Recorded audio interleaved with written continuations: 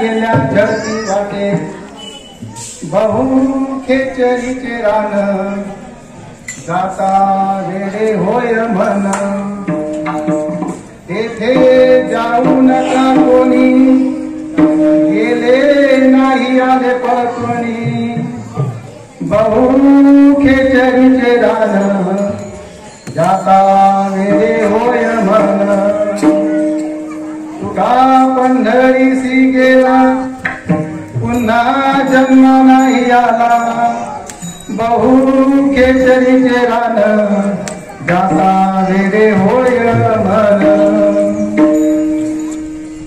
महायोग पिते तटे भीमरक्षं वरं पुंडलिकाय दातु मुनीन्द्रे समागत तिष्ठन् तमानन्दकन्दं परब्रह्मलिङ्गं भजे पाण्डुरङ्गं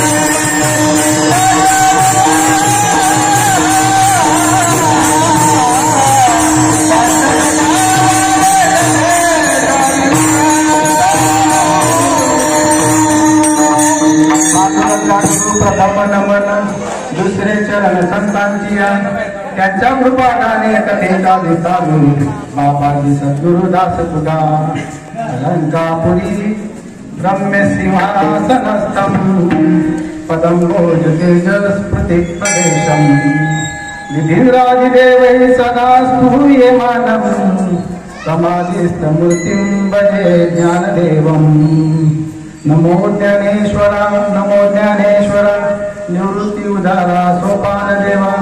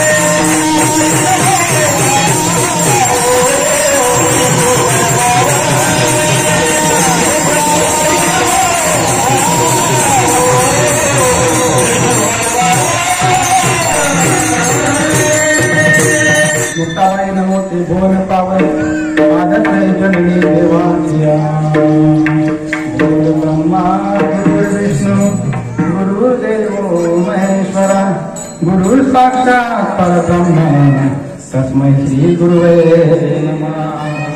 कृष्णाय वासुदेवाय हरे परमात्मने प्रणतक्लेशनाशाय गोविंदाय नमो नमः।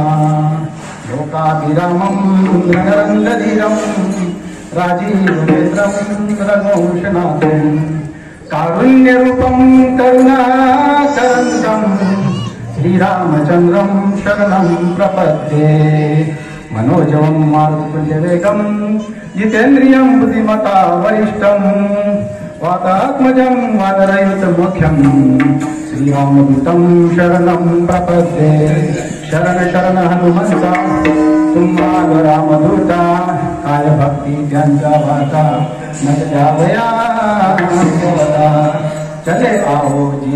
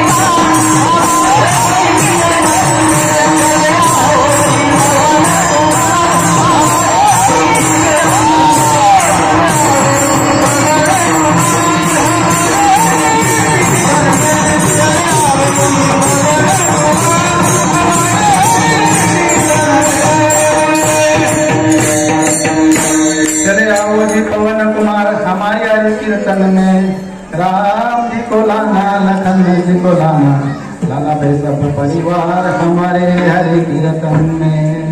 नमो जन्मभूमि जिथे जन्मभूमि नमो कर्मभूमि जिथे वाडिलोमी नमो धरणगाव नगरी जेथे ज्ञान पावित्र्य जानवामी नमो भारत राष्ट्रभूमी यामुळे येईल तुझ्या कामी।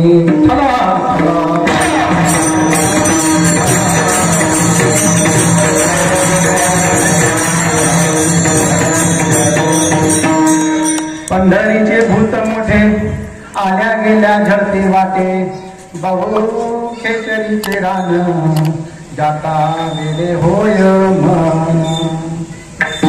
प्रस्तुत प्राप्त स्थळी प्राप्त प्रसंगी कीर्तन सेवेसाठी घेतलेला आजचा अभंग जगत वंदनीय महाराष्ट्र भूषण वैराग्याचे मूर्तिमंत पुतळे छत्रपती शिवाजी महाराज यांचे धर्मगुरु संतांचे संत जगद्गुरु तुकोबाराय यांच्या 4 चरणांचा अभंग आजच्या या सेवेसाठी घेतलेला आहे। या अभंगामध्ये जगद्गुरु तुकोबाराय यांनी आज ज्या गोष्टीसाठी महत्व आहे त्या पंढरी नगरीचं वर्णन केलेलं आहे आणि ज्याच्यासाठी आपण आज इथे सगळे एकत्र जमलेलो आहेत त्या पंढरी परमात्माचं वर्णन आजच्या या अभंगामध्ये जगद्गुरु तुकोबाराय यांनी केलेलं आहे। जगद्गुरु तुकोबाराय या अभंगामध्ये परमात्मा पांडुरंग यांना भूत संबोधतात। भूत म्हणून त्यांना उपमा देतात आणि म्हणतात की हे जे भूत आहे खूप मोठं आहे, हे आल्या गेल्या लोकांना झडपून टाकण्याचं काम करत असतं। त्याचप्रमाणे ते पुढे असं म्हणतात की पंढरी हे जे रान आहे, पंढरी हे जे क्षेत्र आहे हे खेचरांचे रान आहे, तिथे आपण गेलो की आपलं मन वेळ होऊन जातं, भक्तीमध्ये तल्लीन होऊन जातो आपण। आणि म्हणून पुढे असं म्हणतात तुकोबाराय की तेथे कोणी जाऊ नका, कोणी जाऊ नका सांगण्यामागचा जो उद्देश आहे तुकोबारायांचा तो खरंच कोणी जाऊ नका असा आहे का? नाही, तर तुकोबाराय उपरोधिकपणे म्हणतात की तेथे कोणी जाऊ नका, जे गेले ते तिथून परत आलेले नाहीत असं तुकोबारायांचं म्हणणं आहे। भावार्थ मध्ये जे सांगतोय ते अत्यंत शॉर्टकट आहे, परंतु पुढे आपण जेव्हा विस्तार करणार आहे तेव्हा का जाऊ नका आणि तेथे गेल्यानंतर आपण पुन्हा परत काय येत नाही याचं तपशीलवार वर्णन आपण पाहणार आहे। शेवटच्या चरणामध्ये तुकोबाराय स्वतःचा अनुभव देतात आणि म्हणतात की मी पंढरीला गेलो पुन्हा जन्मा नाही आलो. एकदा का माणूस पंढरीला गेला की तो जन्म मृत्यूच्या 84 लक्ष फेऱ्यांमधून मुक्त होऊन जातो. अशा प्रकारे या अभंगाचा भावार्थ मी संक्षिप्त मध्ये आपल्याला सांगितलेला आहे की जो तुकोबारायांना अपेक्षित आहे. तुकोबाराय या ठिकाणी उलट बोलतायत, जाऊ नका कोणी, म्हणजे त्यांना अपेक्षा आहे की तुम्ही प्रत्येकाने पंढरीला गेलं पाहिजे आणि मी जे वर्णन या ठिकाणी करतोय ते तुम्ही पाहिलं पाहिजे, असं ते या ठिकाणी आपल्याला स्वास्थ्य भावार्थामध्ये सांगतायत. विठ्ठला विठ्ठला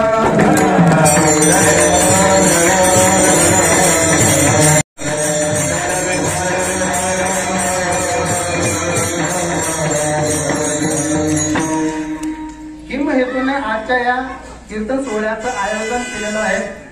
याचा थोडासा परिहार करणं कीर्तनकाराचं काम असतं. सगळ्यांच्या चरणी माता ठेवतो आणि माझ्या या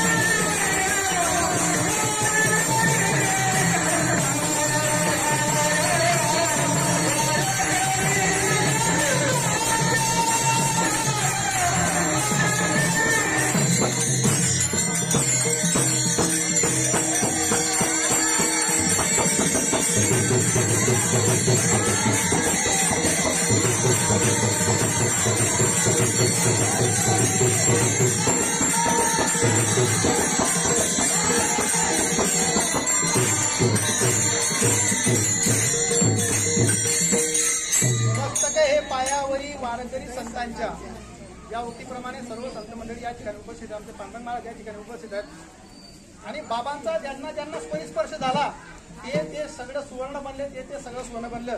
असे सगळे सोन्याचे ऐवज या ठिकाणी उपस्थित आहेत आणि असा अलंकार या ठिकाणी घडवलेला आहे आजच्या या कीर्तनच्या रूपाच्या माध्यमातून. या ठिकाणी जगद्गुरु तुकोबाराय यांनी प्रस्तुत अभंगामध्ये सांगण्याचा प्रयत्न केलेला आहे की पांडुरंग परमात्मा हे एक मोठं भूत आहे आणि ते आल्या गेल्या सगळ्यांना झपाटून टाकण्याचं काम करत असतं. आता पांडुरंग परमात्माला तुकोबाराय भूत म्हणत असतात की जे जगद्गुरु आहेत. असं अनेक संतांनी पांडुरंग परमात्माला, देवाला, भगवंताला वेगवेगळ्या उपमा देऊन त्यांचं वर्णन करण्याचं काम केलेलं आहे. वेगवेगळे उपमा वेगवेगळ्या संतांनी दिलेली आहे. मग काही संतांनी या परमेश्वर परमात्माला चोर म्हटलेलं आहे. जसं नामदेव महाराज, संत नामदेव महाराज असं म्हणतात की ऐसा पुराण प्रसिद्ध चोर केशव नामयाचा दातार पंढरपुरी उभा विठेवर भक्त पुंडलिकासाठी. त्याचप्रमाणे संत जनाबाई त्या सुद्धा असं म्हणतात की दरीला पंढरीचा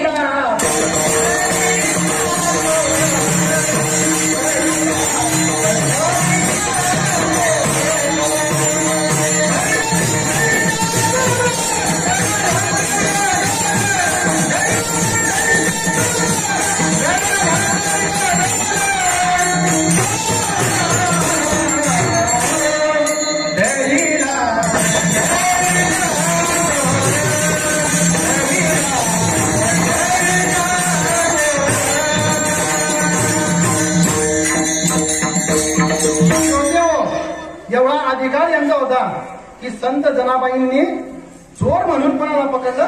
परमात्मा पांडुरंगाला पकडलं. नुसतं पकडलं नाही तर गळ्यामध्ये दोर टाकला आणि आपल्या हृदया बंदीखाना केला. हृदयी बंदीखाना केला आता कोंडीला विठ्ठल. आणि आपल्या पुण्यामध्ये या विठ्ठलला कोंड्याचं काम संत जनाबाईंनी केलं. त्याचप्रमाणे संत तुकोबारा असं म्हणतात, चोर तो भला पाठीशी घातला पुंडलिके. पुंडलिक महाराजांना पाठीशी घालण्याचं काम या चोराने केलं. काय करतो हा चोर? आपल्या धनसंपत्तीची चोरी करतो का? नाही, आपल्या चित्ताची चोरी करतो.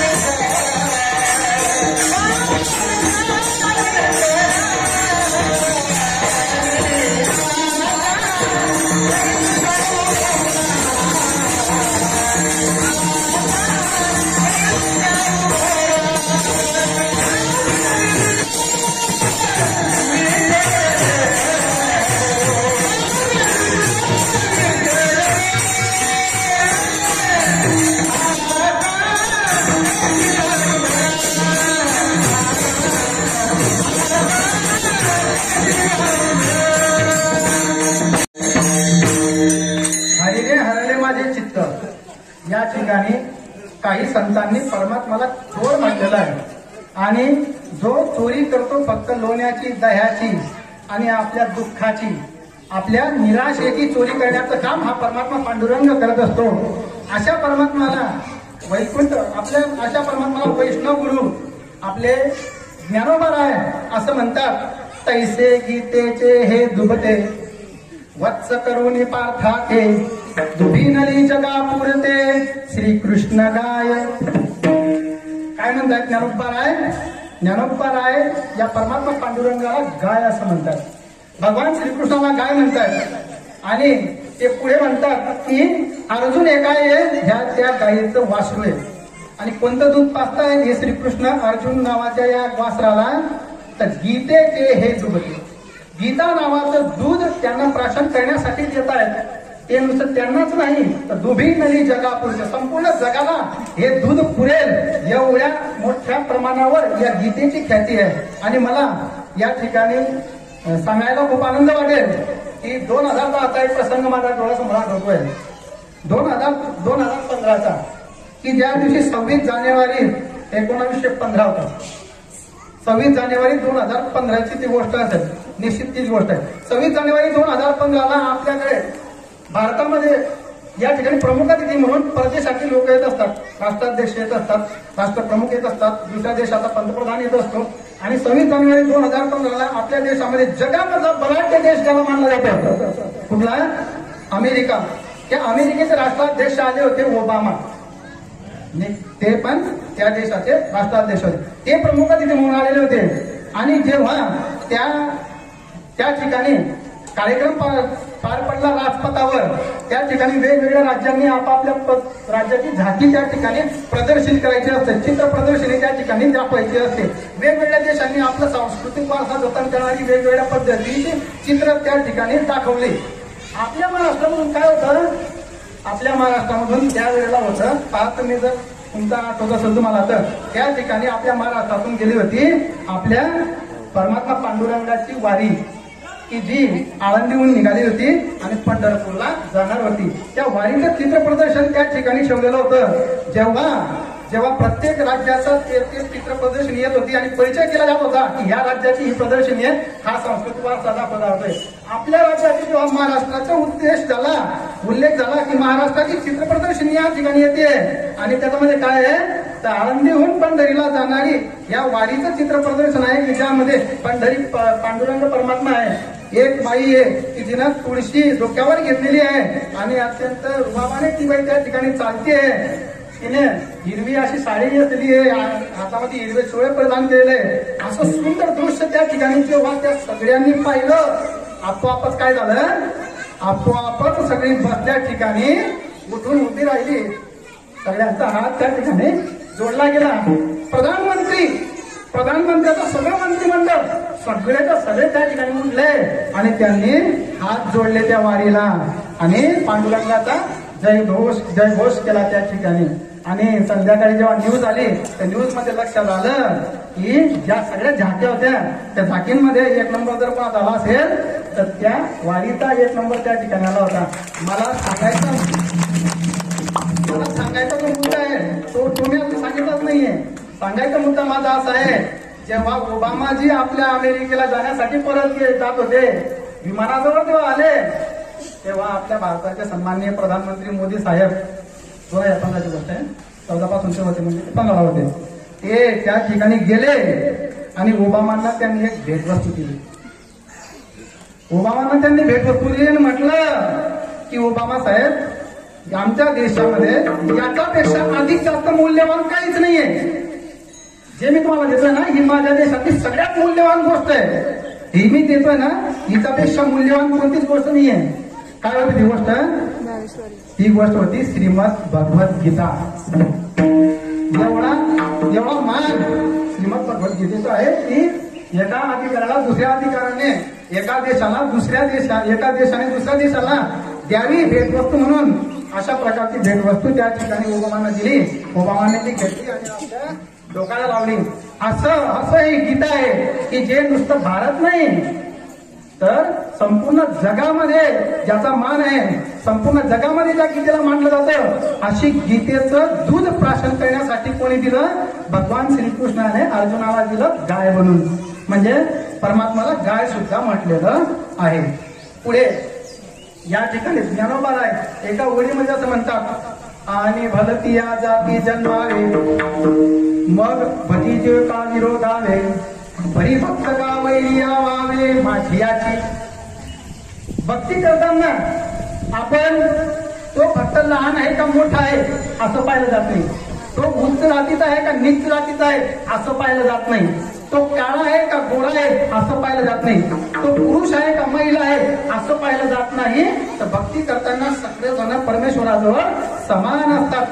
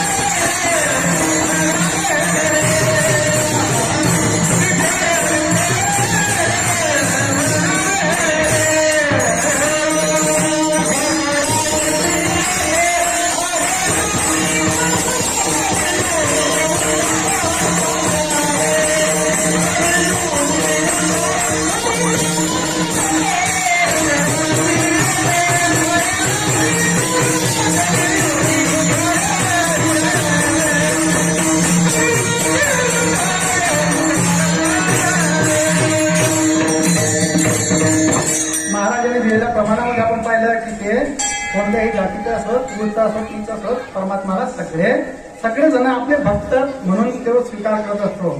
मग ते या ठिकाणी यारे यारे लहान थोर यारे यारे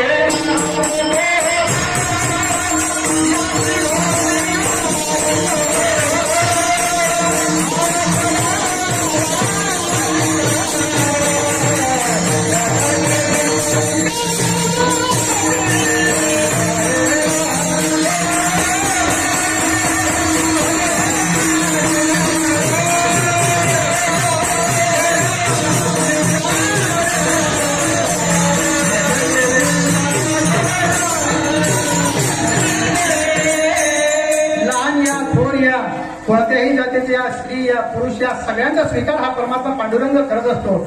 मग तो अपंग असू द्या, तो चांगला असू द्या, सगळ्यांचा स्वीकार या ठिकाणी पांडुरंग परमात्मा करत असतो. मी सुरुवातीला तुम्हाला म्हटलं की कोरोनाचा काळ चालू आहे, गेल्या 2 वर्षापासून भाविक भक्त डोळ्यामध्ये आज पाहून बसलेत की माझ्या परमात्माचं दर्शन मला केव्हा होईल, या परमात्मा मी केव्हा जाऊ. आणि मात्र काळ अत्यंत खडतर आहे म्हणून आपल्याला परमात्माजवळ जाता येत नाही. परंतु मी म्हटलं की पांडुरंग परमात्माला आणण्याचं काम बाबांसारख्या संतांनी या ठिकाणी केलेलं आहे. तसंच अनेक भक्त असे आहेत की जे पंढरीला जाऊ शकले नाहीत, परंतु पंढरीच्या परमात्माला आपल्याकडे ओढण्याची ताकद त्यांच्यामध्ये होती. या ठिकाणी मला एक उदाहरण सांगायला आवडेल, एक दृष्टांत सांगायला आवडेल की पैठण एक क्षेत्र आपल्या सगळ्यांना माहिती आहे की आपण कोणाच्या नावाने पैठण ओळखतो, शांतीब्रह्म एकनाथ बाबांच्या नावाने आपण पैठण क्षेत्र ओळखतो असतो. परंतु पैठण क्षेत्रामध्ये अजूनही एक दुसरी महान भक्त मंडळी होऊन गेलेली आहे, त्याचं नाव आहे कुर्मदास, संत कुर्मदास. या संत कुर्मदासाला हात नाहीत, दोघी पाय नाहीत, दोघी हात नाहीत, दोघी पाय नाहीत, फक्त शरीर आहे, फक्त हात देह आहे, परंतु त्याच्यामध्ये हात नाही, पाय नाही. अशाही अवस्थेमध्ये कुर्मदासाला वाचा मिळाली आणि म्हणून वाचा आहे म्हणून आपण परमेश्वराचं नाव घेऊ शकतो आणि म्हणून परमेश्वराचं नामस्मरण करत ते आपलं आयुष्य जगत होते. या पैठण क्षेत्री राहून फक्त पांडुरंग पांडुरंग रामकृष्ण हरी रामकृष्ण हरी असं जप करून ते आपली परमात्माची भक्ती करत असायचे. की ज्या माणसाला हात नाहीत, पाय नाहीत, परंतु परमात्माच्या त्या भक्तीच्या तल्लीन असणारा ही व्यक्ती, त्यांनी एकदा असं ऐकलं की आपल्या पंढरपूर नगरीमध्ये एक नामांकित महाराज येत आहेत आणि ते कीर्तन करणार आहेत. नामांकित महाराज आले आणि म्हणून आपल्या अंगाला खुरडत आपल्या अंगाला गडबडत ज्या ठिकाणी घाडी कीर्तन असेल, ज्या ठिकाणी सप्ताह असेल, ज्या ठिकाणी नामस्मरण असेल, त्या ठिकाणी जायचं आणि त्या ठिकाणी उपस्थिती द्यायची आणि परमात्मा पांडुरंगाचं नामस्मरण करायचं. अशा प्रकारचं आयुष्य हे कुर्मदास जगत होते. हे आयुष्य जगत असताना त्यांना अनेक गोष्टींच्या अनेक समस्या त्यांच्या वाटेला आल्या, परंतु समस्यांकडे लक्ष न देता ते आपलं हरिनाम कीर्तन सहज सुरू ठेवत असायचे. मग अशा प्रसंगी गावामधला येणारा जो महात्मा होता, त्या महात्माचा अभंग होता. अभंग काय होता, त्या अभंगामध्ये पंढरपूरचं वर्णन, पंढरी परमात्माचं वर्णन आणि सांगताना त्यांनी सांगितलं की जर आपण आयुष्यामध्ये मनुष्य योनीत आलेलो आहे तर आपण काय करायला पाहिजे, आपण एकदा तरी पांडुरंग परमात्माला डोळे भरून आपण पाहिलं पाहिजे, त्याची ती सगुण मूर्ती आपल्या डोळ्यामध्ये साठवली पाहिजे. असं जेव्हा त्या महाराजांनी सांगितलं, महाराजांचा विषय होता देखील या पंढरपूर जीवा आनंद अपार, टाळ मृदुंग वाजती रामकृष्ण उच्चारती, दिंड्या पताकांच्या मेळ नाचती हर्षुन गोपाळ. पुढे ते असं म्हणतात चंद्रभागी उत्तम स्नानी पवित्र पावन, असं त्यांचा अभंग होता. अभंगाचा विषय काय होता, पंढरीचं वर्णन, परमात्माचं वर्णन ऐकलं कुर्मदासांनी, वर्णन ऐकलं. कुर्मदासांना असं वाटत होतं की मी पैठणमध्ये राहतोय, परंतु मला एकदा तरी त्या ठिकाणी गेलं पाहिजे. कुठे गेलं पाहिजे, पंढरीला गेलं पाहिजे. महाराज जर पंढरीचं एवढं वर्णन सांगताय तर मी पंढरीला गेलं पाहिजे. पंढरीचं वर्णन सांगताना महाराजांनी असं म्हटलं की ऐका पंढरीचे महिमान, राऊळे तितके प्रमाण, तेथील तृण आणि पाषाण तेही देव जाणावे. पंढरी नगरी कशी आहे,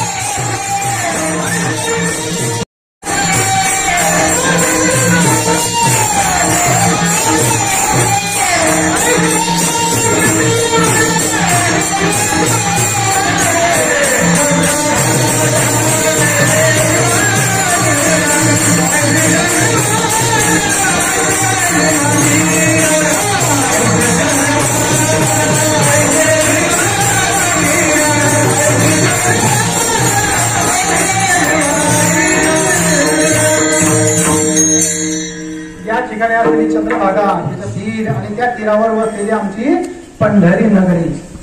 या पंढरी नगरीचं वर्णन त्या महाराजांनी इतकं केलं की कुर्मदासांना वाटलं की मी त्या ठिकाणी नक्की गेलोच पाहिजे. म्हणतात की आधी रचली पंढरी मग वैकुंठ नगरी, जेव्हा नव्हते चराचर तेव्हा होते पंढरपूर, जेव्हा नव्हती गोदा गंगा तेव्हा होती चंद्रभागा. हे सगळं ना होतं तेव्हा सुद्धा पंढरी नगरी होती. एवढ्या काळापासून चालत आलेली या पंढरीचं महात्मा त्या महाराजांनी खूप समजून सांगितलं आणि कुर्मदासाला वाटलं की मी त्या ठिकाणी गेलो पाहिजे, पंढरी परमात्म्याचं दर्शन घेतलं पाहिजे. आणि म्हणून त्या ठिकाणचं ते कीर्तन आटोपलं. कीर्तन आटोपल्यानंतर महाराज जायला लागले आणि महाराज जायला लागल्यानंतर त्या ठिकाणी कुर्मदास महाराजांच्या पायावर त्यांनी आपलं शरीर टाकलं. हात न होते पाय पडायला म्हणून आपलं शरीरच त्या महाराजांच्या पायावर त्यांनी आपलं मस्तक ठेवलं आणि म्हटले महाराज तुमचं कीर्तन खूप छान झालं. मला सुद्धा हे वाक्य ऐकून असं वाटतं की तुम्ही सुद्धा कीर्तन चांगलं झालं ना. माझ्या मुलींनो एखाद्या महाराजचं म्हणत चला महाराज तुमचं कीर्तन खरोखर खूप छान झालं आवड म्हणत चला. ही जी आमची महाराज मंडळी असते ना ही रात्री कीर्तनाला येते आणि पुन्हाच रात्री घरी जाते, कुठे थांबत नाही, कोणावर आपलं ओझं बनत नाही. त्यांची छोटी छोटी लेकरं त्यांची घरी वाट पाहत असतात, त्यांचे म्हातारे म्हातारे मायबाप त्यांची घरी वाट पाहत असतात. म्हाताऱ्या आईबापांचा डोळा त्या ठिकाणी दरवाजाला लागलेला असतो. पोरं छोटी छोटी झोपत नाही, आईला म्हणत असतात तेव्हा येतील आई बाबा. आई म्हणत असते बेटा येतीलच तू झोप. परंतु वारंवार हवेला झुडूप जरी आलं तरी सुद्धा त्यांना वाटतं की माझे बाबा आले. अशा परिस्थितीमध्ये कीर्तनकार मंडळी असते तर आपण जर एखाद्याचं कीर्तन आवडलं ना म्हणत चला महाराज कीर्तन खूप छान झालं. महाराजांना काय वाटतं एवढा उत्साह येतो. मी या ठिकाणी आलो 2 तास बोललो 1.5 तास बोललो त्याचं सार्थकी झालं. महाराज उत्साहाने आपल्या घरी जात असतो. तसं कुर्मदासांनी महाराजांना सांगितलं की महाराज कीर्तन खूप छान झालं. म्हणजे बोला पुढं काय म्हणायचंय. म्हणजे माझं नाव कुर्मदास आहे, मी पंढरी पांडुरंगाचा भक्त आहे. मला वाटतं महाराज मी पंढरीला गेलं पाहिजे. मला वाटतं महाराज पंढरी पांडुरंगाचं दर्शन मी डोळ्यावरून घेतलं पाहिजे. मी इथं पंढरीमध्ये राहतोय परंतु पंढरी पांडुरंगाकडे गेलं पाहिजे ही माझी आस आहे, ही माझी इच्छा आहे. महाराजांनी सांगितलं की महाराज तुमच्यासाठी हे कीर्तन मुळी नव्हतंच. तुम्हाला हात नाही पाय नाही, तुम्ही काय करावं तुमचा देहची करावी पंढरी, आत्मा करावा पांडुरंग. तुमचा देह पंढरी तुमचा आत्मा असं म्हणूनच तुम्ही आपण नाम संकीर्तन कीर्तन या ठिकाणी सुरू ठेवा. परंतु ऐकणार लोक असतात. कुर्मदासाने ऐकलं नाही. कीर्तनाला आलेला कुर्मदासाने तेव्हाच काय केलं आपल्या वारीला सुरुवात केली. खुरडत खुरडत खुरडत खुरडत आपलं अंग जमिनीला लोट दगड त्या ठिकाणी अंगाला स्पर्श करतायत, काटे लागतायत, काच लागतायत. अंगामधून रक्तबंबाळ झालेलं शरीर अंगामधून रक्त जाते. परंतु पंढरी पांडुरंगाला पाहण्याची आस त्याच्या मनामध्ये होती आणि म्हणून त्याने आपल्या वारीला सुरुवात केली. वारीला बरेच दिवस बाकी होते आणि ज्या दिवशी वारीला प्रस्थान होण्याचा दिवस आला त्या दिवशी तो आध्यामध्ये पोहोचलेला होता. आपल्या गावची मंडळी आली, रामकृष्ण हरी करत त्याला दिसली. त्यांनी सांगितलं की महाराज तुम्हाला आम्ही एकमेकाला पाठीवर घेतो आणि पाठीवर घेऊन तुम्हाला घेऊन जातो. कुर्मदास म्हणाला नाही, मला कोणावर ओझं बनायचं नाहीये, मी पांडुरंगाकडे असाच जाणार आहे. फक्त एक मेहरबानी करा. काय मेहरबानी करा? पांडुरंग परमात्माला सांगा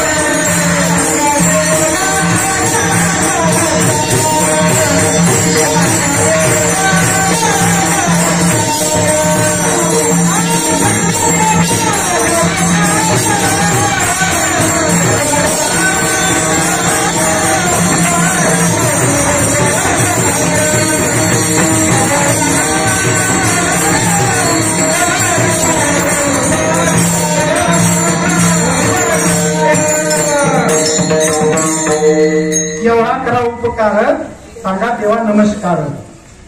तुम्ही माझ्यावर उपकार करा, पांडुरंग परमात्म्याला माझा नमस्कार सांगा. सांगा की तुमचा भक्त थोडं तुमच्याकडे येतोय, अर्ध्या रस्त्यापर्यंत आलेला आहे, परंतु तो निश्चित आषाढीपर्यंत तुमच्या पायाशी येईलच. एवढी जिद्द माझ्यामध्ये आहे, सांगा त्याला. आणि त्या भक्ताने सुद्धा निरोप पांडुरंगाला पाठवला. पांडुरंगाला वाटलं की माझा भक्त जर असा आहे तर मी त्याला भेटायला गेलो पाहिजे. आणि म्हणून पांडुरंग परमात्माने काय केलं, पांडुरंग खिस्ती नावाच्या एका व्यापाराचं रूप घेतलं आणि त्या कुर्मदासाला भेटायला गेले. दिवसभर कुर्मदासाची सेवा करायची आणि रात्री पुन्हा पंढरपूरच्या त्या विटेवर उभं राहायचं. असं त्या पंढरपूरच्या पांडुरंगाचं ते नित्यक्रम सुरू राहिला बऱ्याच दिवसापर्यंत. पांडुरंग परमात्मा म्हणत होते की माझ्या घोड्यावर मी तुला घेऊन जातो, परंतु नाही, मला कोणावर वज बनायचं नाहीये, मला असंच पंढरीच्या पांडुरंगापर्यंत यायचंय. असे अनेक दिवस गेले आणि पंढरपूर पासून 7 कोस अंतरावर असलेलं एक गाव होतं. त्या गावाजवळ ते कुर्मदास, लहुण नावाचं ते गाव होतं आणि लहुण पर्यंत कुर्मदास येऊन थांबलो.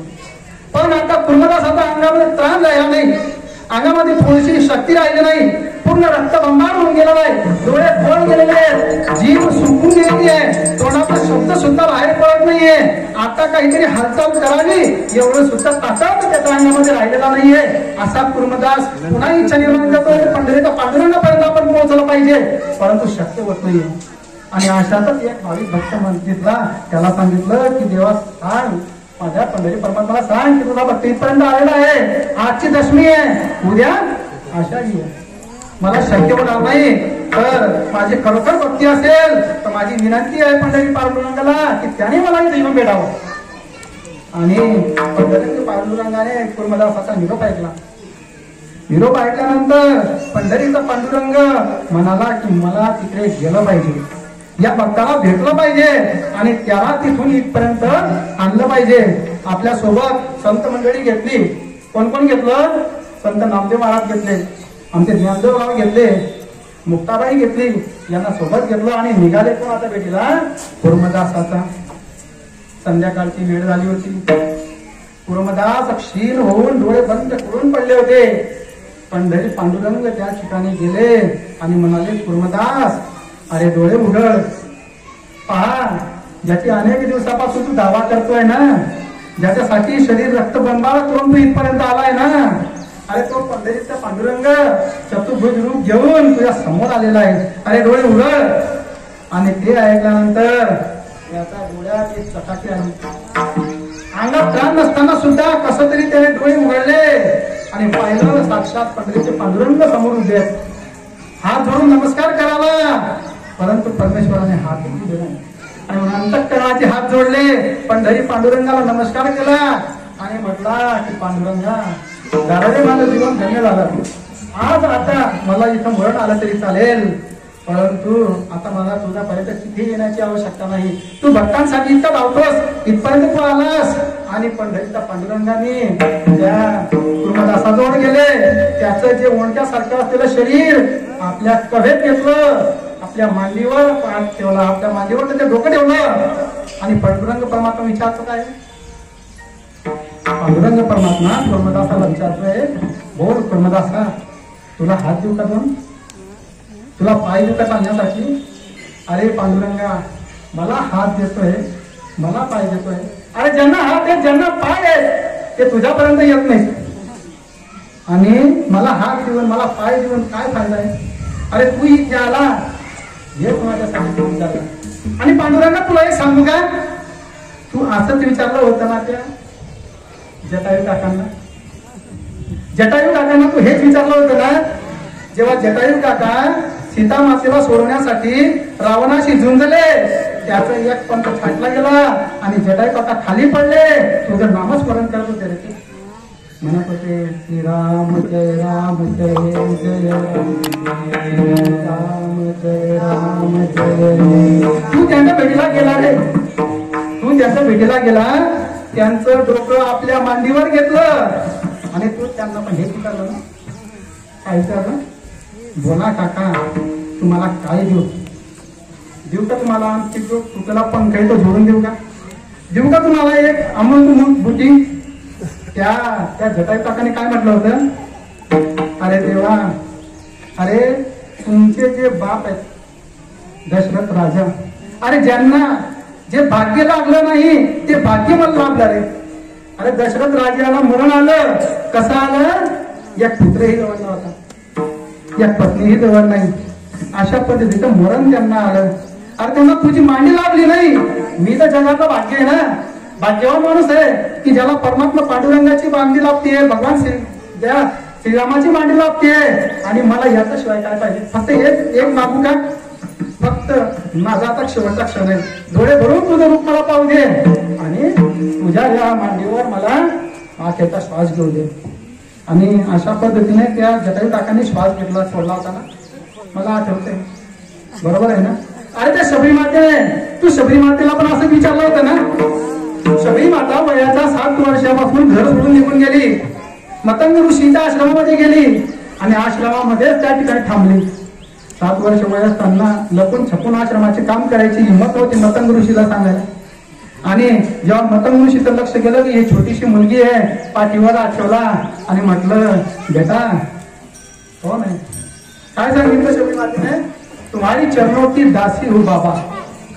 पुढे विचारलं, बेटा तुझे माप जात का आहे, माँ बाप, पिताजी और माताजी नाही. काय म्हटली, तुम्ही हो पिता, तुम्ही हो माता,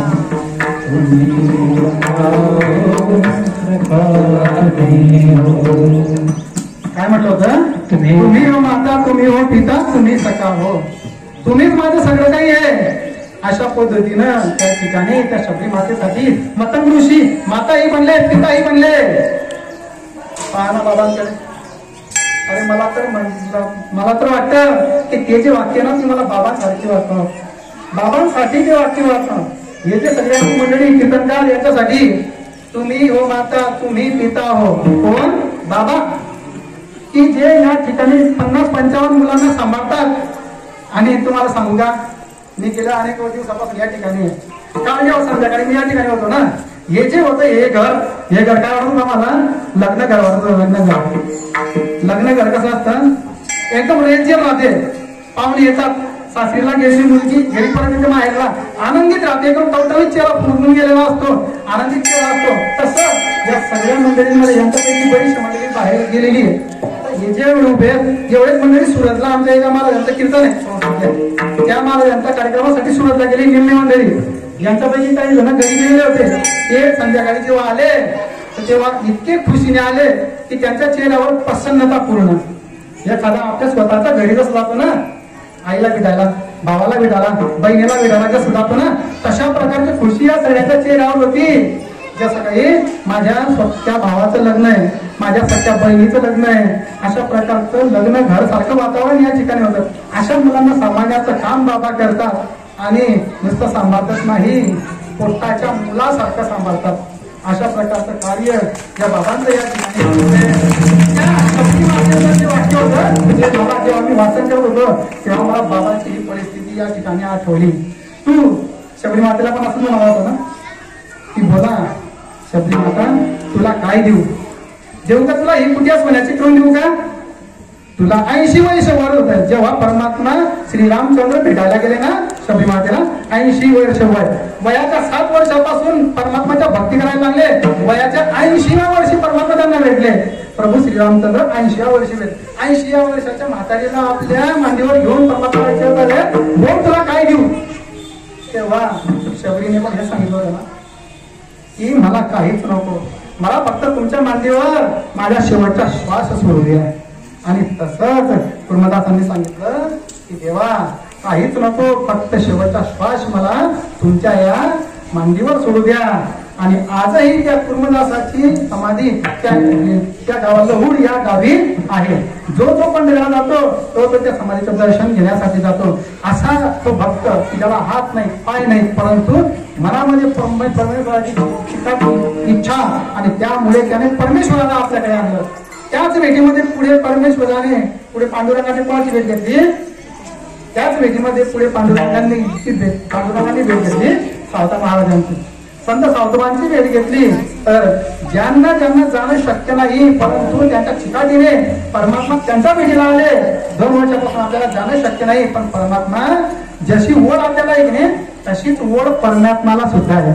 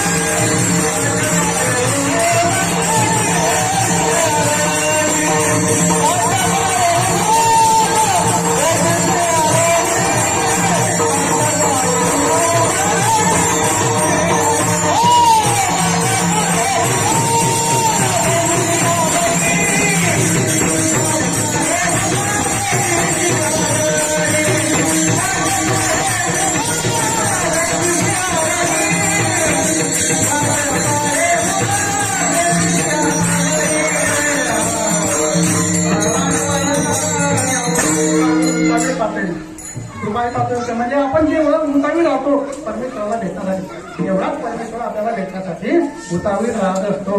हे आपल्याला या प्रमाणामधून महाराजांनी सांगितलेलं आहे. तर अशा परमात्म्याने डोळे भरून आपली त्यांचं रूप पाहावं तसंच त्यांना वाटत असतं. आणि म्हणून पांडुरंग परमात्मा आषाढी कार्तिकी विसरू नका मज सांगत असे बुध पांडुरंगा. पांडुरंगा हे खूप सांगतात की तुम्ही काय करा, मला भले कोणत्या दिवशी येऊ नका भेटायला, पण आषाढी आणि कार्तिकी मला सोडू नका. परंतु या कोरोनासारख्या महामारीने, या महाराक्षसाने काय करून टाकलं, हे आपल्याला तिथपर्यंत पोहोचू दिलं नाही. परंतु या पांडुरंगाचं रूप आपण अंतःकरणामध्ये त्या ठिकाणी पाहत असतो. अशा वेगवेगळ्या प्रकारे या ठिकाणी आपल्याला परमेश्वराला वेगवेगळ्या प्रकारे उपमा देऊन त्या ठिकाणी संत बोलत असतात. तसंच तुकारामांनी काय केलेलं आहे, परमेश्वराला या पांडुरंगाला भूत म्हटलेलं आहे, म्हणजे उपमा दिलेली आहे. या ठिकाणी रूपक नावाचा अलंकार त्या तुकोबारायांनी वापरलेला आहे. म्हणजे एखाद्याला वर्णन करायचं असेल तर दुसऱ्या एखाद्या गोष्टीची उपमा द्यावी लागते, तेव्हा ती गोष्ट व्यवस्थितरित्या समजत असते. म्हणजे एखादा खूप चांगला आहे तर तो किती चांगला आहे, तर तो देवासारखा चांगला आहे. एखादी मुलगी खूप सुंदर आहे, ती किती सुंदर आहे, तर एखाद्या नदीसारखी सुंदर आहे. एखादा पक्षी खूप छान उडतो, खूप वर उडतो, तर किती वर उडतो, विमानासारखा उडतो. याला काय म्हणतो आपण, याला एखाद्या गोष्टीला समजवण्यासाठी दुसऱ्या एखाद्या गोष्टीची उपमा देणे, त्याला रूपक अलंकार म्हणतात. या रूपक अलंकाराचा वापर तुकोबारायांनी या अभंगामध्ये केला आहे.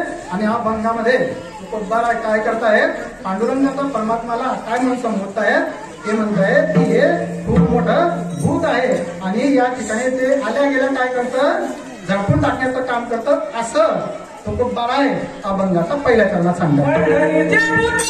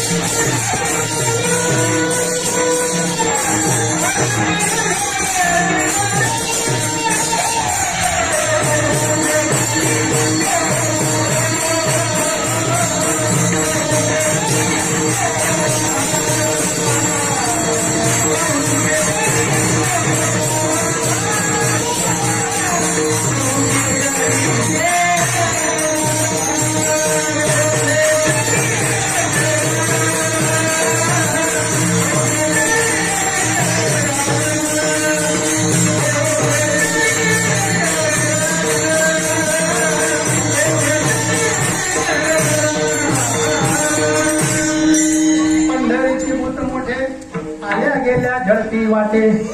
तुकोबाराय पांडुरंग परमात्माला भूत म्हणतात. समोर बसलेले साधक तुकोबारायांकडे आले आणि म्हटले, का हो तुकोबाराय, तुम्ही खुशाल पंढरीच्या परमात्माला भूत म्हणताय, म्हणजे हे योग्य नाहीये. तुम्ही भूत म्हणताय, भूताला लोक घाबरतात, भूताची वेगळी वेगळी लक्षणं आहेत, तसं काही पंढरीच्या परमात्माला आहे का? त्या ठिकाणी तुकोबाराय म्हणताय, मी सहज पंढरीच्या परमात्माला भूत म्हटलं नाही, कारण परमात्म्याची भगवंताची लक्षणे आम्हाला संतांना माहिती असतात आणि म्हणून मी त्यांना काय म्हटलंय, भूत म्हटलेलं आहे. पण एक दृष्टांत तुकोबाराय त्या ठिकाणी देतात की कशा प्रकारे संत भगवंतांची लक्षणे त्यांना माहिती असतात, भगवंतांच्या खुणा त्यांना माहिती असतात. यासाठी तुकोबारायांनी त्या साधकाला सांगितलं की वैकुंठामध्ये भगवान श्रीकृष्ण म्हणले रुक्मिणी मातेला की चल आपल्याला धर्तीवर जायचंय, म्हणजे मृत्यू लोकात जायचंय, तू मेकअप वगैरे करून घे. आता मृत्यू लोकात जायचं म्हटल्यानंतर काय होतं महाराज, एखाद्या बाईला सांगितलं की चला आपल्याला बाहेर जायचंय, सहज लगेच सांगितलं आपण बाई निघते का? नाही. बाईला सांगितल्यानंतर 1 तासाने बाई तयार होते, 8 वाजेला सांगितल्यानंतर 9 वाजेला बाई तयार होते, कारण मेकअप वगैरे करावं लागतं ना. बाहेर जायचं म्हणतात तर मेकअप करणं हे महिलांचं सौंदर्य उठवण्यासाठी असलेला एक मोठा उपक्रम राहतो, एक मोठा प्रोग्राम राहतो. तसं रुक्मिणी मातेने सांगितलं की परमात्म्याने सांगितलं की तुम्हाला मेकअप वगैरे करावा लागेल. हा वेगळा भाग झाला, पण खरंच रुक्मिणी मातेला मेकअप करण्याची आवश्यकता होती का? नाही. अहो रुक्मिणी मातेचं तेज एवढं होतं की त्या तेजासमोर चंद्र सूर्य तारे सुद्धा फिके पडायचे. आणि म्हणून नाथबाबा काय म्हणतात, नाथबाबा म्हणतात की 12-16 जणी हरीशी नेनती म्हणून फिरती रात्र दिवस असतो. काय म्हणतात ते 12-16 जणी, कोण 12-16 जणी? पुढे ते सांगतात, राजस सुकुमार मदनाचा पुतळा रवी शशी कळा लोकलिया. रवी शशी, रवी म्हणजे सूर्य, सूर्याच्या 12 कळा, शशी म्हणजे चंद्र, चंद्राच्या 16 कळा लोपलिया, डिम पावल्या. आपल्याला लोपलिया समजल्या आणि आपल्याला डिम समजतात, बरोबर आहे की नाही? डिम पावल्या, त्या डिम पावल्या कोणाच्या तेजापुढं? आई साहेबांचा तेजापुढे एवढं तेज, एवढी प्रकारता, एवढं सौंदर्य उठून त्यांचं होतं आणि म्हणून त्यांना मेकअप करण्याची गरज नाही. ते आले आणि त्यांनी विचारलं की आपल्याला धर्तीवर जायचंय, मृत्यू लोकात जायचं, पण जायचं कुठं आहे? तेव्हा परमात्माने सांगितलं की आपल्याला नामदेव महाराजांचा बारस आहे, त्या बारशाला जायचंय. आणि मग काय साहेबांना अंदाज वाटला, नामदेव महाराजांचा बारसाला जायचंय म्हणजे मग काय मजाच आहे. आणि मग नामदेव महाराजांच्या घरी ते आले. आता डायरेक्ट वैकुंठामधून डायरेक्ट खाली येतात बरोबर. तुम्ही म्हटले डायरेक्ट सांगितलं कसं काय आले, तर त्या ठिकाणी ते आले. नामदेव महाराजांचं बारस मोठ्या प्रमाणात, मोठी संख्या त्या ठिकाणी होती. 5000 माणसं, 5000 महिला, एवढी गर्दी. महिलांच्या मधोमध जाऊन आई साहेब उभा राहिला, पुरुषांच्या मधोमध जाऊन परमात्मा त्या ठिकाणी उभे राहिले. उभे का बरं राहिले? कोणाला दिसलं पाहिजे? नामदेवरायांच्या आईला दिसलं पाहिजे की भगवान परमात्मा पांडुरंग साक्षात सहपत्नी आलेले आपल्याकडे, आमंत्रण दिलेलं होतं. आणि म्हणून ते त्या ठिकाणी उभे राहिले. बारशाचा कार्यक्रम पार पडला, सगळं झाला.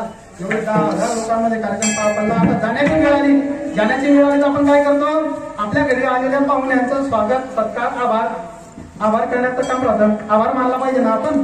मग तसा आभार मानण्याची वेळ आली. आता नामदेवरायांची आई जी होती, ती नामदेवरायांची आई गोगाबाई, तिला मानायचा होता आभार.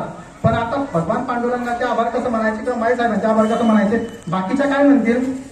आणि म्हणून त्यांनी ठरवलं की एक काम करू आपण, आई साहेबांच्या हातामध्ये ताट देऊ, निरंजनी देऊ आणि त्यांनाच पांडुरंग परमात्म्याचं ऑप्शन करायला लावू, असं त्यांनी म्हटलं. म्हणून त्यांनी आई साहेबांना पुढे बोलवलं. आई साहेब पुढे आल्या. त्यांनी तो ताट हातामध्ये घेतला. ओवाळायला जाणार तेव्हाची भगवान पांडुरंगाचं त्यांचं लक्ष गेलं. अरे ही बाई इथं पण पुढे चालली गेली दुसऱ्याच्या घरी, आणि ते पण ताट येते ओवाळायला, जसं काही इचाच करतं कार्य आहे. अशा प्रकारे ही मला ओवाळायला येते, म्हणून आपण मजा घेऊ थोडीशी वेळी. म्हणून काय केलं परमेश्वराने, श्रीकृष्णाने काय केलं, सगळे जी होती मंडळी 5000 माणसं, ते सगळ्यांचं स्वरूप आपल्यासारखं करून टाकलं. सगळ्याच्या सगळे कोण बनले? सगळ्याच्या सगळे भगवान श्रीकृष्ण. पजित झाले का नाही? मग आई साहेब पजित झाल्या का नाही? आता ओवाळायचं कोणाला नेमकं, असा प्रश्न त्यांचा मनात पडला. त्यांनी हातात तो ताट घेतला आणि प्रश्न पडला की लाजले गे माय,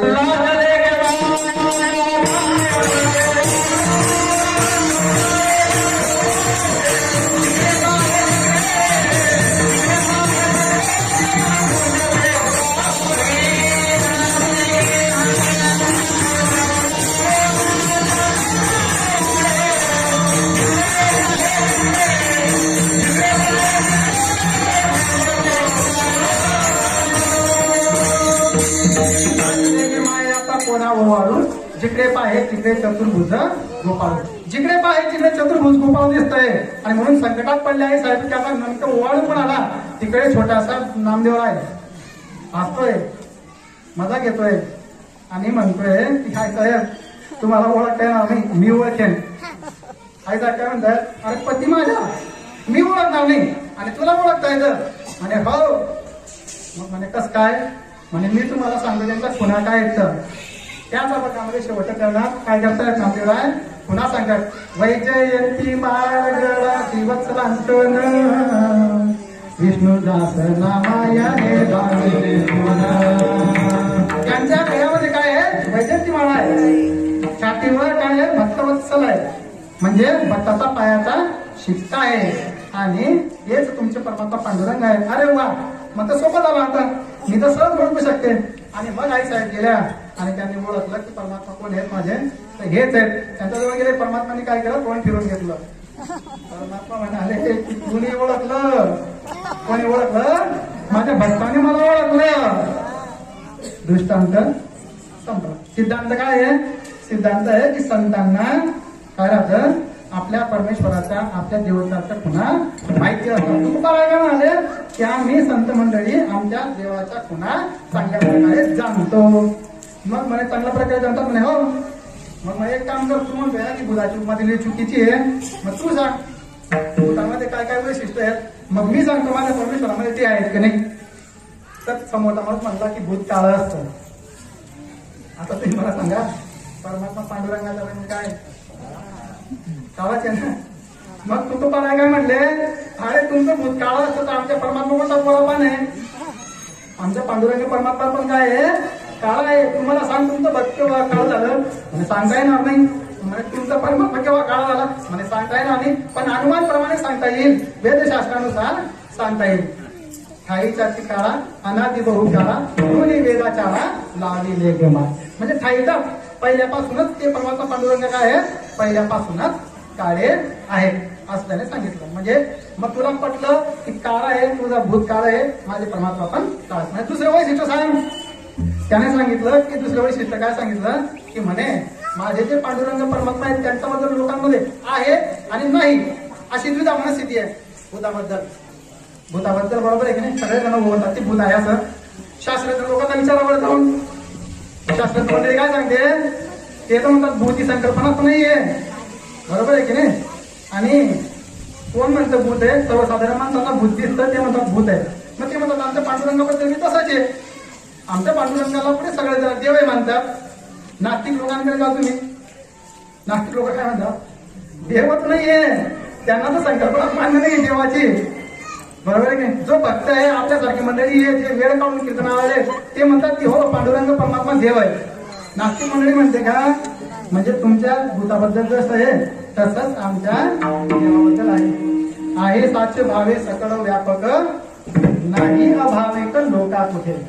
अभाविक लोकांसाठी देव कुठेच नाहीये, अभाविक लोकांसाठी चराचरामध्ये परमात्मा आहे, बरोबर आहे की नाही. त्या जसं एखाद्या फुलामध्ये गंध राहतो पण आपल्याला दिसतो का, दिसत नाही. एखाद्या ऊसामध्ये गुळ राहतो, गुळ पण दिसतो का, दिसत नाही. तिळामध्ये तेल राहते पण दिसते का, दिसत नाही. गुगळासाठी दिवसभर डोळे बंद असल्यामुळे तिला सूर्य दिसत नाही, मग तिच्यासाठी सूर्य नाही, मग जगासाठी सूर्य नाही का, नाही. एक वाचकामध्ये असं सांगते, पुष्पे गंधम तिले तेलम काष्टे वनी पये घृतम. पुढे असं म्हटलेलं आहे, इक्षो गुडम तथा देह पश्चात मानम विवेकतः. काय म्हटलं त्या सुभाषितामध्ये, हे मी जे सांगितलं अर्थ हेच त्याच्यामध्ये. पुष्पामध्ये गंध असतो दिसत नाही, भुसामध्ये गुळ असतो दिसत नाही, तसं परमात्मा त्या देहामध्ये आहे परंतु तो आपल्याला दिसत नाही. म्हणजे मग आता लक्षात आलं की तुमच्या देवाबद्दल जसं भूताबद्दल जसं आहे तसंच माझ्या परमात्माबद्दल आहे. म्हणे हो, मग पुढचं लक्षण सांगा तुमचं काय आहे. म्हणे आमचं भूत सगळ्यांना दिसत नाही, म्हणे सगळ्यांना दिसत नाही. हो म्हणे देवगण आहे, मनुष्यगण आहे, राक्षसगण आहे, त्याच्यामध्ये फक्त राक्षसगणवाला आहे त्याला दिसू शकतं भूत, सगळ्यांना दिसत नाही. तू बघाय काय म्हणतात, म्हणे मग आमच्या परमात्मा कुठे रिकामा आहे, ते बी पुढे सगळ्या लोकांना दर्शन देतात. ते बी कोणाला देतात दर्शन, जो अस्थि भक्त आहे जो खरा भक्त आहे त्यालाच दर्शन देतात, सगळ्यांना दर्शन देत फिरत नाही. म्हणून माऊली ज्ञानोबा काय म्हणतात, योगिया दुर्लभ हरी पाहता पाहता मना, म्हणजे मन पूर्ण होत नाही असं रूप मी कोणाचं पाहिलं, परमात्मा पांडुरंगाचं पाहिलं. योग्यांना दुर्लभ, योग्यांना सुद्धा पाहायला भेटत नाही असा परमात्मा मी पाहिला आहे. असा परमात्मा माझ्यासारख्या भक्तांनी पाहिला आहे, माझ्यासारख्या संतांनी पाहिलाय. सगळ्यांना तो पाहायला मिळत नाही असं ते त्या ठिकाणी सांगतात.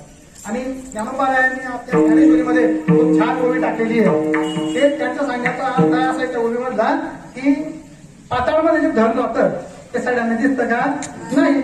ते एकटं दिसतं सदैवाला किंवा पायाळूला, ते एकटं दिसतं ज्याच्या डोळ्यामध्ये अंजन आहे त्याला, सगळ्यांना दिसत नाही. ते सदैव आणि पाया परी दिव्यांजन वय डोळा, मग देखे जैसी अवलीळा पाताळ धने.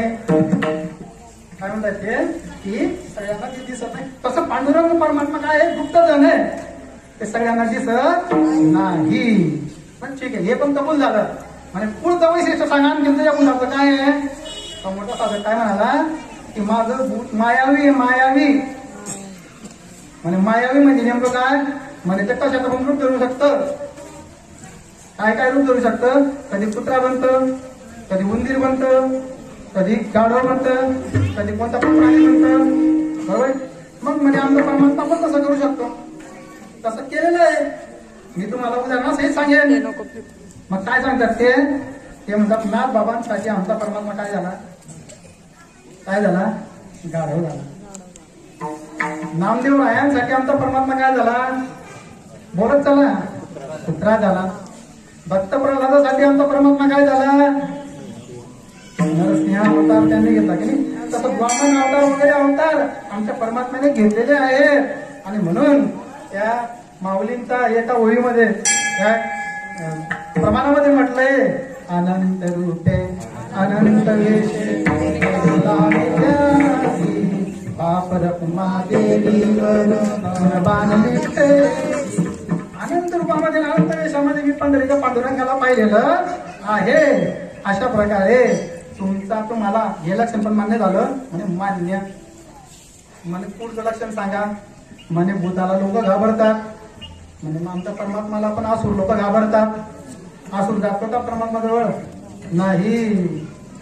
खेचर खळतर काळ कापती असुर, नांदे भीमा तिरी पंढरपूर पाटली. पंढरपूर पाटीला असलेला आमचा पांडुरंग परमात्मा आहे. त्याला काय होतं, असुर लोक थरथर करतात, घाबरतात. जसं भूताला घाबरतात ना, तसं त्यांना पण घाबरत असतात. म्हणजे बोला अजून पुढचं लक्षण काय, म्हणजे आमचं भूत एखाद्याला लागलं तर काय करतं, त्याचं काम करतं. एखाद्याला भूत लागलंय समजा आणि तो कामाला गेला शेतात तर काय करतो, कामच करतो असं.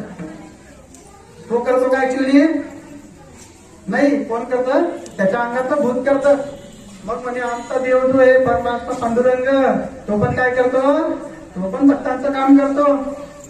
भक्तांचं काम करतो ना. ते तिष्ठे भाव भक्ती देखोनी या नावाचा आपला अभंग आहे तुकोबारायांचा. त्या अभंगामध्ये तुकोबाराय सगळ्या कोणाकोणासाठी काय काय काम करतात ते आपल्याला सांगत असतात. ते म्हणतात, दासी पुत्र कन्या विदुराचा भक्षी, दैत्य घरी रशी प्रल्हादाशी, चर्मरंगू लागे रोहिदासा संगे, कबीराचे मागे शेले विनी. असे अनेक कामं तो भक्तांची करत असतो. आणि मग आता त्यांना वाटलं की नाही, हे तुकोबारायांनी म्हटलंय ना भूत, हे अगदी बरोबर आहे. हे भूत काय करतं, आल्या गेल्या झडपी वाटे झडप घालण्याचं काम करतं. समोर तारचीवर झडप घालणे म्हणजे काय, आपला प्रभाव निर्माण करून टाकतं. आपण वारीमध्ये जातो, वारीमध्ये गेलो की काय होऊन जातं, आपलं झडप जातो. आपण आपलं वृत्ती कशी होऊन जाते, चित्त वृत्ती होऊन जाते. परमेश्वर पांडुरंगामध्येच आपण लीन जातो. तेच भजन, तेच कीर्तन, तेच नामस्मरण, आपण पूर्णपणे पांडुरंगमय होऊन जातो. असं त्या अभंगाच्या पहिल्या चरणामध्ये तुकोबारायांनी त्या साधकाला स्पष्ट करून दाखवलं. ते म्हणतात की बहु खेचरीचे हे जे रान आहे पंढरपूरचं, हे कसं आहे, खेचरीचे रान आहे. म्हणजे अनेक खेचर त्या ठिकाणी, खेचर म्हणजे भूत योनी, अनेक भूत योनी या ठिकाणी आहेत आणि ते जे बहु खेचरीचे रान आहे ते काय करतं, आपलं मन वेळ करतं असं सांगतात अभंगाचा दुसऱ्या चरणामध्ये.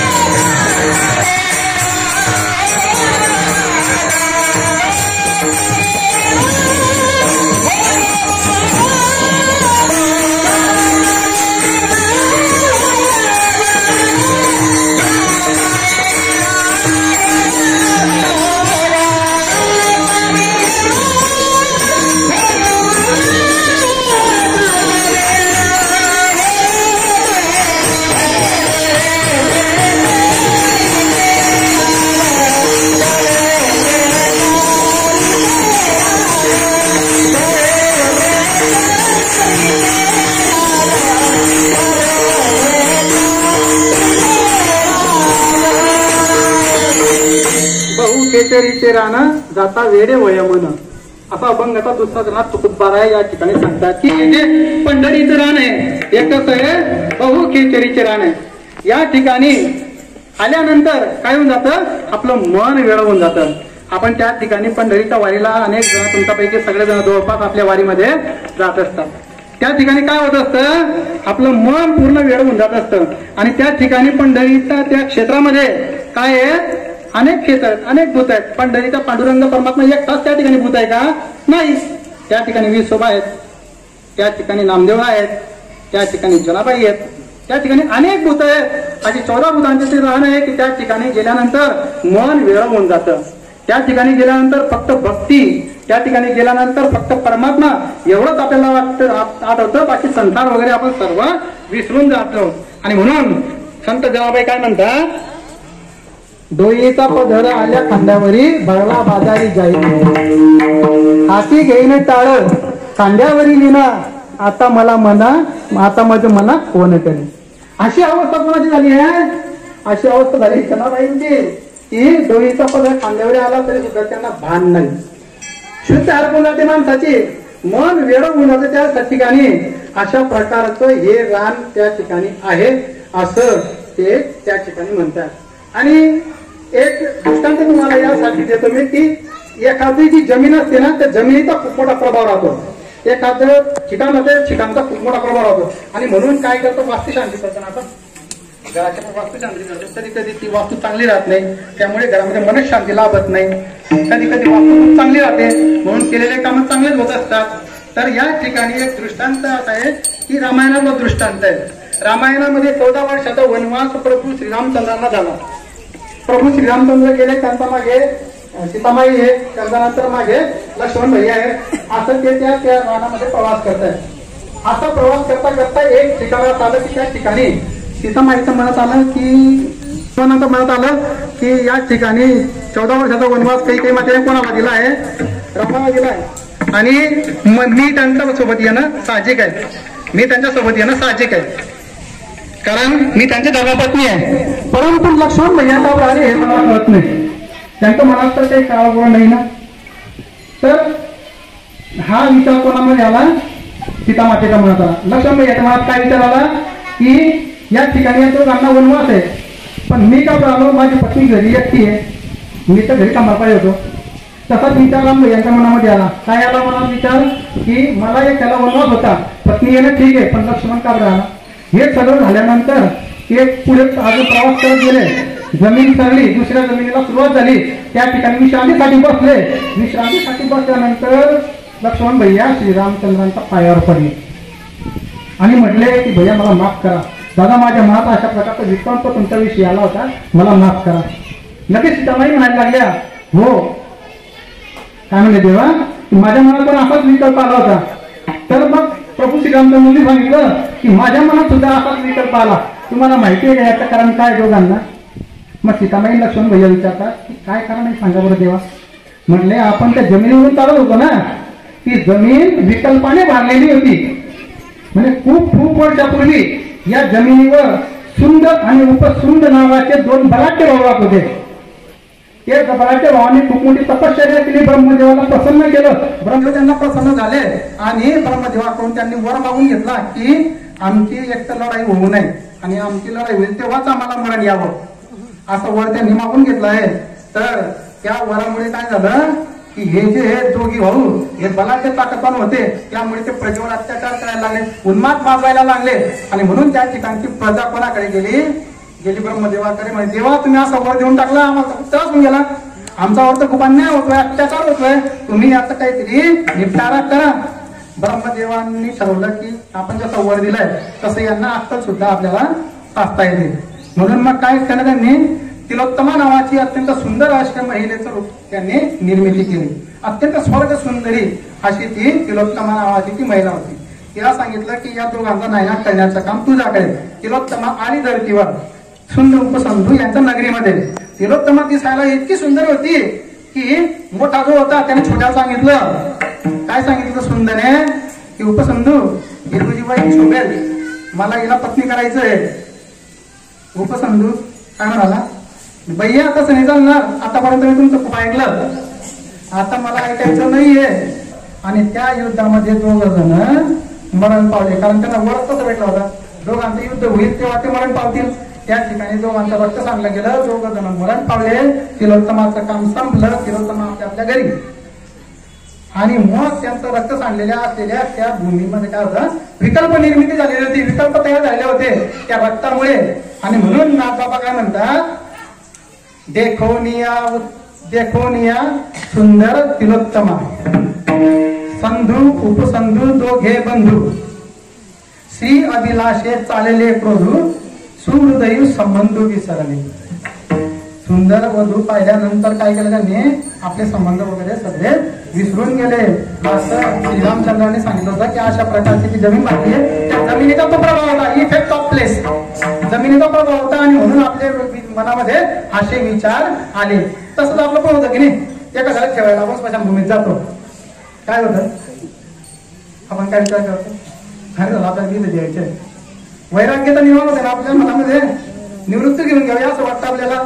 तो कशाचा इफेक्ट राहतो, त्या स्मशानभूमीचा इफेक्ट राहतो की त्या ठिकाणी आपल्याला वैराग्य वृत्ती निर्माण होते. म्हणून आपण जेवायला काय करतो, आंघोळ करतो. एखादा तिथं जेवण बी केला नाहीये, तो कोणाला त्याने स्पर्श बी केला नाही, तरी पण तो आंघोळ काय करतो, त्याच्यातली वैराग्य विचार निघून जायला पाहिजे यासाठी तो आंघोळ करतो, फ्रेश होऊन जातो. आणि मग काय होतं, घरी पुन्हा मुलं बाळ संसार ऐकतो, सगळं पाहिल्यानंतर पुन्हा त्याला काय वाटतं, संसार करण्याची इच्छा निर्माण होऊन जाते. म्हणजे इफेक्ट ऑफ प्लेस, त्या ठिकाणचा जागेचा प्रभाव. तसं बहु खेचरीचे राहणं, ते खेचरीचे राहणं तिथं काय होतं, जाता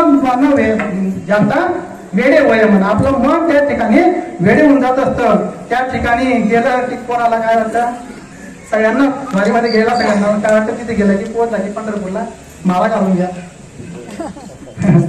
गुरु करून घ्या, बरोबर आहे की नाही. प्रत्येकाला असं वाटतं की आता आपण बाकी सगळं सोडून द्या, मागचं जे काही झालं असेल ते, आता आपण काय करा, पारमार्थिक वृत्तीने जगा असं वाटतं. पण पुन्हा घरी आला, 8-10 दिवस झाले, सगळं क्लीन, सगळं संपून आता डोक्यातलं सगळं निघून जातं. याला म्हणतात बहु खेचरीचे राहणं, जाता गेले वय मन. पुढे तुकोबारायच म्हणतात की ते जे ते ठिकाण ते कोणीच जाऊ नका, कारण तिथं जर गेलं ना तिथून व्यक्ती परत येत नाही. अपंगाचं तिसरं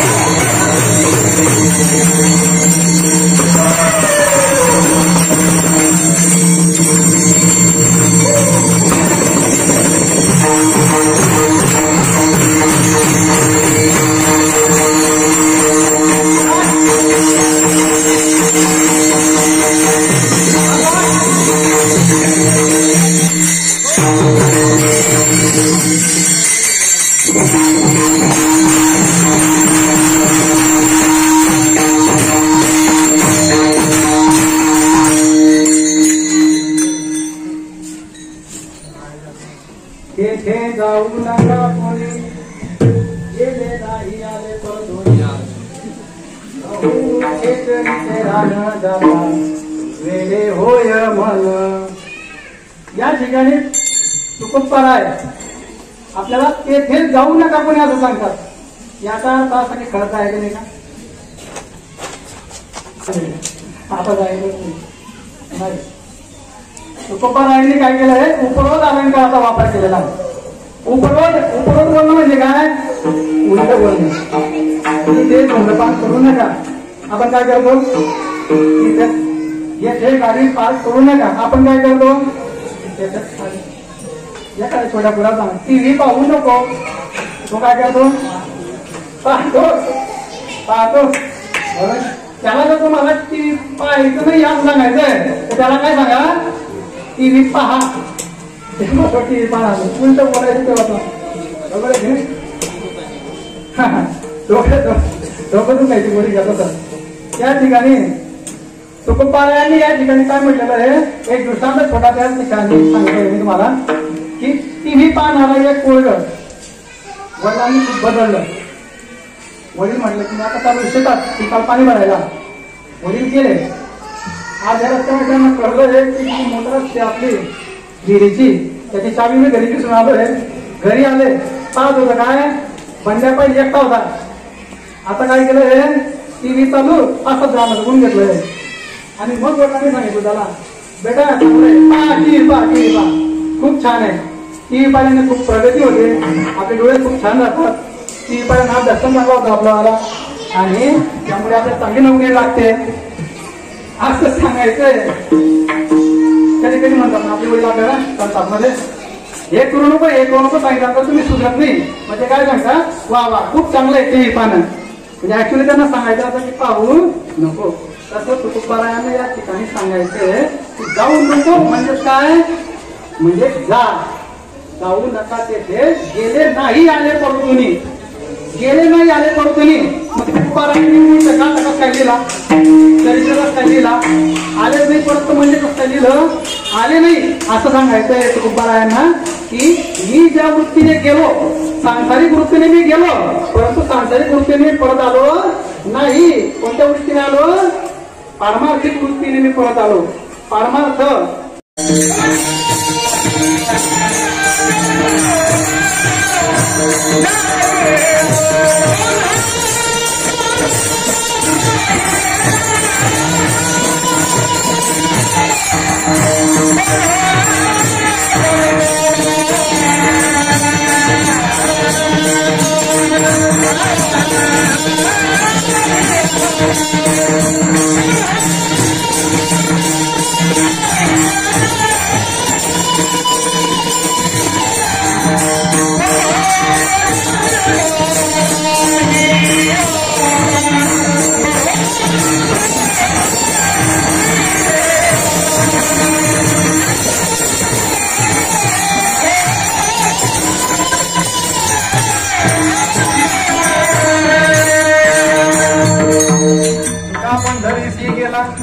पुन्हा जन्मा नाही आला, बहु खेचरीचे रान जाता विरे होय मन.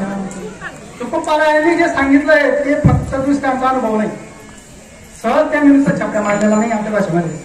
काय केलं त्यांनी, आपला स्वतःचा अनुभव. मी स्वतः पंढरीला गेलो, पुन्हा परत नाही आलो, आणि पंढरीला गेलो पुन्हा जन्मा नाही आलो. काय म्हणताय ते, 84 लक्ष जन्म मरणाचे जे फेर आहे त्यामधून मी मुक्त झालो असं त्यांना. एकदा का जो पंढरीला जातो, एकदा का त्या वाटेला जो लागतो, एकदा का तो परमात्मा लागतो, तो या जन्म मृत्यूच्या फेऱ्यामधून कायमचा भाग होऊन जातो. त्याला पुन्हा जन्म नाही, पुन्हा मरण नाही.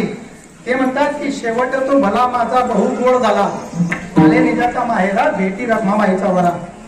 शेवट माझा अत्यंत चांगला झालेला आहे आणि मी त्या माझ्या परमात्म्याला भेटून आलेलो आहे. आता मला जन्म मरणाची गरज राहिली नाही. तुमचे झालेले दर्शन जन्म मरण नाही. आता एकदा तुझ्या पंढरी पांडुरंगाचं दर्शन झालं की जन्म मरणाची गरज पडत नाही. त्या फेऱ्यामधून माणूस सुटून जात असतो. तर अशा पद्धतीने या अभंगाचं चिंतन माझ्या पद्धतीने मी करण्याचा प्रयत्न केला. शेवटी फक्त 2 मिनिटं तुमचे घेतो. या ठिकाणी कीर्तनकाराने काही संदेश सुद्धा द्यायचा असतो आणि म्हणून सध्या कोरोनाचा काळ चालू आहे. कोरोनाच्या काळाचं जे इफेक्ट आहेत, ते परिणाम आहेत, ते सगळ्यांनी आपण भोगलेले आहेत आणि म्हणून समाजामध्ये वावरताना, व्यवहार करताना त्या सगळ्या गोष्टींच्या नियमांचं पालन करा. म्हणजे आपल्याला आपलं जे आयुष्य आहे ते चांगल्या पद्धतीने जगता येईल. आपले जवळचे खूप जवळचे चांगले लोक आपल्याला सोडून चालले गेलेत, पण आपल्या दैवाची जो जोडी होती ती बडकत होती आणि म्हणून आपण या ठिकाणी या कीर्तनामध्ये बसलेलोय. कीर्तनात येणं ही तुमची इच्छा नाही, आपली इच्छा नाही. कोणाची इच्छा आहे? ही भगवंत पांडुरंग परमात्माची इच्छा आहे की ते तुम्हाला येऊन देणं. आपल्या इच्छेवर काहीच चालत नाही, आपण काहीच नाहीये, सगळं त्याच्या इच्छेवर चालत असतं आणि म्हणून आपण सगळेजण या ठिकाणी इथं बसलेलो आहेत. तर या अशा अत्यंत खळतर काळामध्ये आपण जे आयुष्य जगतोय ते आयुष्य जगत असताना परमात्माचं नामस्मरण करा. भक्तीच्या सोहळ्यामध्ये तल्लीन होण्याचा प्रयत्न करा. यामध्ये सगळ्यात महत्वाची जी गोष्ट आहे ना, ती झाडे लावा, झाडे जगवा. झाडांचं खूप महत्व आहे आपल्या जीवनामध्ये. एक झाड जे असतं ना, एक झाड आपल्याला 40 लाख रुपये किमतीचं जे झीज असते की जमिनीची, ती झीज वाचवण्याचं काम करत असतं. एक झाड 15 लाख रुपयाचा ऑक्सिजन आपल्याला पूर्ण आपल्या जीवनामध्ये देतं.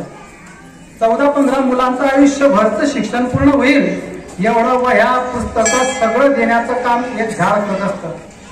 एक झाड 50 लक्ष रुपयाची पाण्याचं रिसायकलिंग करण्याचं काम एक झाड करत असतं. हे जे सगळं सांगतोय हे सगळं असं सहज सांगत नाहीये. हे अभ्यासाअंती WHO ने जे सांगितलेलं आहे त्या माध्यमातून तुम्हाला सांगण्याचा माझा प्रयत्न आहे. झाड काय करतं? आपल्या म्हातारपणाच्या काठीपासून ते आपल्या स्मशानाच्या लाकडांपर्यंतचं काम करतं. एक झाड पांगुडपणाला आपण जी गाडी चालवतो त्या पांगुड गाडीपासून ते आपण शेवटी आराम खुर्चीवर बसतो त्या आराम खुर्चीचं आपल्याला काम करतं. एक झाड 1000 लोकांचं जेवण बनवण्याचं काम करत असतं आयुष्यभराचं. एवढं झाडांचं महत्व आहे आणि म्हणून आमचे तुकोबारा काय म्हणतात? वृक्षवल्ली